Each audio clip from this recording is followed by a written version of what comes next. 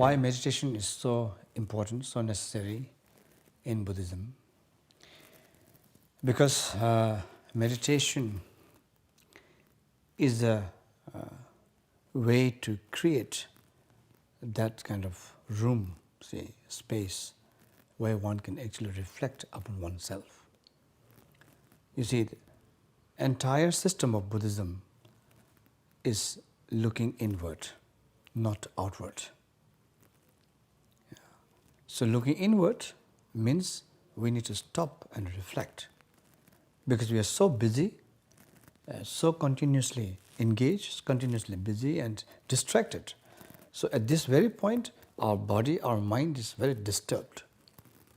As we are very distracted and disturbed, it is impossible to really find peace in the middle of these disturbances.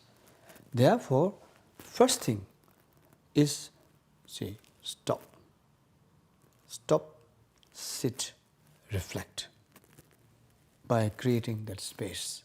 This is basically called meditation, looking inside. Yeah. So this creates room,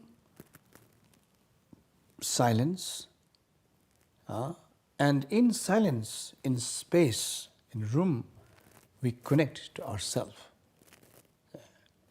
So meditation is about knowing oneself, about learning with oneself, about understanding oneself, and basically to allow more room to understand ourselves. Because normally what we do is we never give room, never give space to ourselves. See, so we never actually understand ourselves. We never actually understand our own emotions, so to speak. We only know how to act, how to outburst, how to shout, but never really inwardly looking at ourselves. Now, by doing so, what will help is that we will discover beyond such anger or frustrations, there is also a peace, a kind, loving, good nature. See, that is important to understand. Right now, we only can relate to ourselves through these very negative emotions. So therefore, some people get very negative about themselves and do not have, method to appreciate and love oneself, because we never actually allow our emotions to manifest so that we can work with it, we can understand with it. So meditation helps us to see the emotions, help the emotions to manifest, on plus to go beyond that. For example, why we are angry. We will understand because we are frustrated. And frustration, see, is a way of telling us that we need to have kindness, attention. So this helps us to give more attention, more kindness in dealing with these emotions. That's why meditation is really essential as a first step of practice in Buddhism. In any case, see, if we want to find some peace, we need to first sit down, be calm, in order to experience peace. It's like a water that is stirred so much that the water is always murky and dirty. So in order for the water to become calm, still we have to stop stirring, see. That's how meditation is about. Now there are different kinds of meditation. There's the shamatha meditation, which is the basis meditation for all Buddhist schools. Theravada, Mahayana, Vajrayana all have this shamatha, and then vipassana. Shamatha basically means shine in Tibetan, which also means calm abiding, so bringing the mind to a calmness. Whereas vipassana is seeing things clearly, clarity, insight.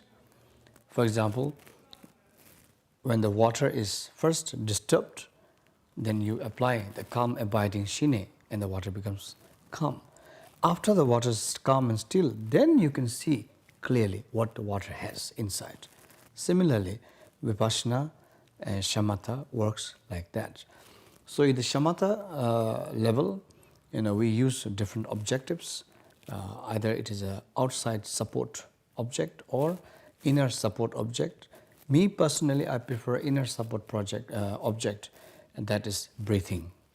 Because breathing is something easy, everybody can relate to. We don't need any particular object outside. So I prefer the breathing techniques, just bringing all our mindfulness, attention to breathing. And then to remain with breathing, we feel our body, our senses, our feelings, all the things without judgmental, without interpretations, but just observing, seeing, feeling. See? Through this, we learn how to relate to things properly, and not in a hurry, not in an anxiety, not in a nervousness, but calmly. So that's a shamatha, linking to breathing, developing mindfulness through breathing of body, of senses, of emotions. Then vipassana is then getting into more about seeing things clearly, cutting through confusions. See? So to apply vipassana, we need to also develop a good understanding of what shunyata is. So shunyata is a very Buddhist concept, Buddhist philosophical concept about how things do not have